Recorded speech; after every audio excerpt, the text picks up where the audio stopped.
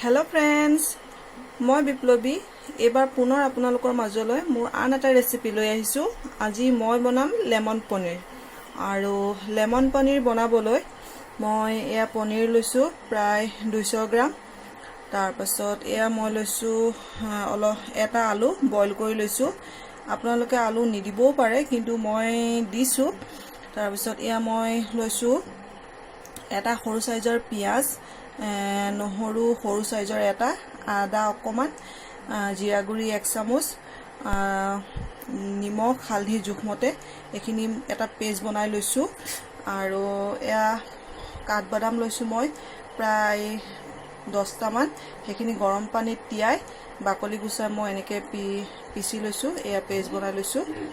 তাৰ পাছত মই এয়া লৈছো তেজপাত, ইলাচি, দালচিনি, লং আৰু এয়া লৈছো মই লেমন জুস। এয়া মই লেমন জুস লৈছো আৰু এয়া ঘি, গৰম মছলা, মিট মছলা। এতিয়া হক মই কেনেকৈ বনাম চাও।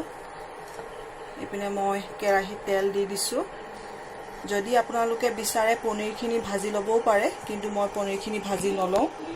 এতিয়া তেল গৰম হৈ গ'ল। এপিনে মই ইয়াত তেজপাত, দালচিনি, ইলাচি, লং এখিনি দি দিম।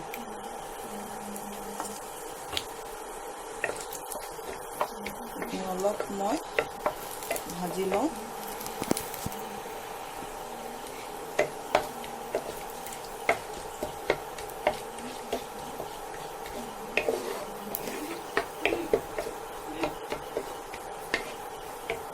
এতিয়া ইয়াত মই পেষ্ট বনাই লোৱা মছলাখিনি ঢালি দিম।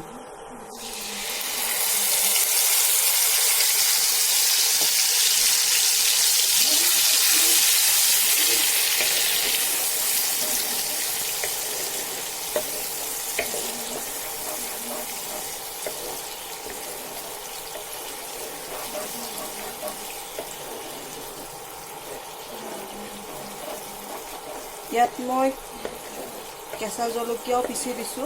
যদি আপোনালোকৰ মন যায় তেতিয়াহলে ৰেড চিলি পাউডাৰ দিব পাৰে কালাৰৰ কাৰণে।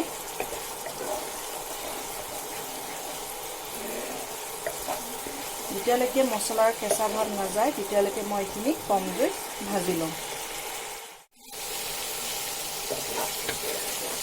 মছলাখিনি ভাজা প্ৰায় হৈয়ে গৈছে। এতিয়া মই ইয়াত পিছি ৰখা বাদামৰ পেষ্টখিনি দি দিম।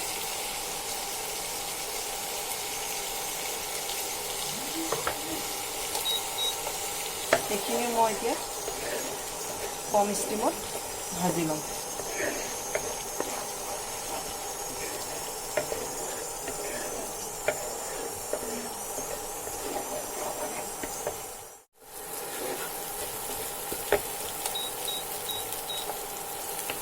প্ৰায় ভাজা হৈ গ'ল মোৰ। এতিয়া ইয়াত মই সিজাই ৰখা আলুখিনি দি দিম।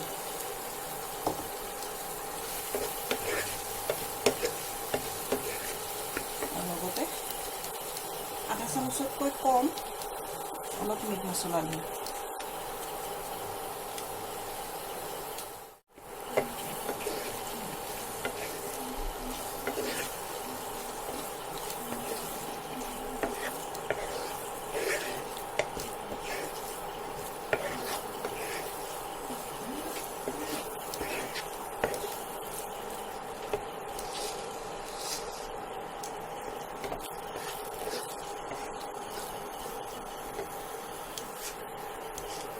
এইখিনি মই প্ৰায় 2 মিনিটমান কম ষ্টিমত ভাজি লওঁ।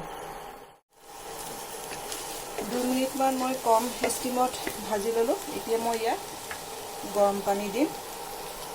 বেছি নিদিওঁ, অলপ দিম। তাৰপিছত ইয়াত মই পনিৰখিনি দি দিছোঁ। মোৰ পনিৰখিনি ফ্ৰেছ হয় সেইকাৰণে মই ভাজি লোৱা নাই।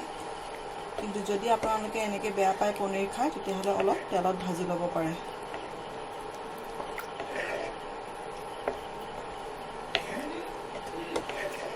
এইখিনি মই এতিয়া ভালদৰে উতলিবলৈ দিম আৰু লগতে মই ঢাকি দিম।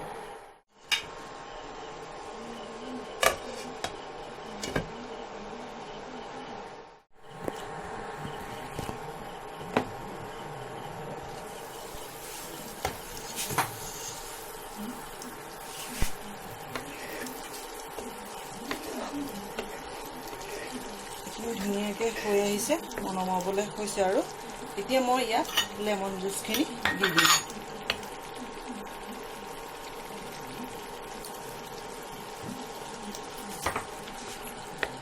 লেমন জুচখিনি দি দিছোঁ।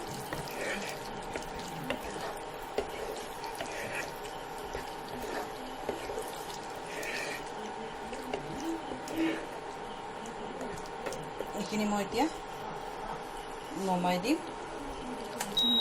নমাই 5 মিনিটমান এনেকৈ থাকক, ঢাকি দিম। তাৰ পাছতহে মই ঘি আৰু গৰম মছলা দিম। 5 মিনিট হৈ গ'ল, মই ইয়াত এতিয়া ঘি গৰম মছলা দিম। ঘি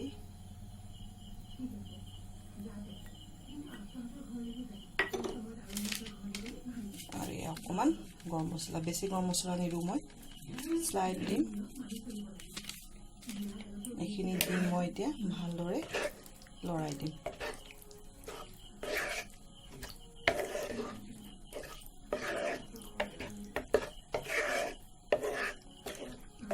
আৰু শেষত এটা বস্তু মই দিম, সেইটো হ'ল এয়া মই অলপ নেমুৰ বাকলি এনেকৈ ৰুকি লৈছোঁ, যাতে নেমুৰ ধুনীয়া ফ্লেভাৰটো আহে। এনেকৈ মই দি দিম।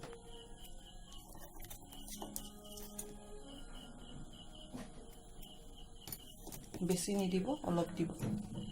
এতিয়া মই এইখিনি এনেদৰে থাকতে ঢাকি দিম। এয়া মোৰ ৰেডি হৈ গ'ল, মোৰ লেমন পনীৰ।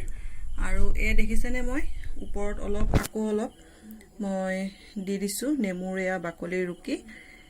ফ্লেভাৰটো বৰ ধুনীয়া আহে। যদি আপোনালোকে মোৰ ভাল পাইছে এই ৰেচিপিটো, তেনেহ'লে প্লিজ লাইক কৰিব আৰু প্লিজ কমেণ্ট কৰিব কেনেকুৱা পাইছে।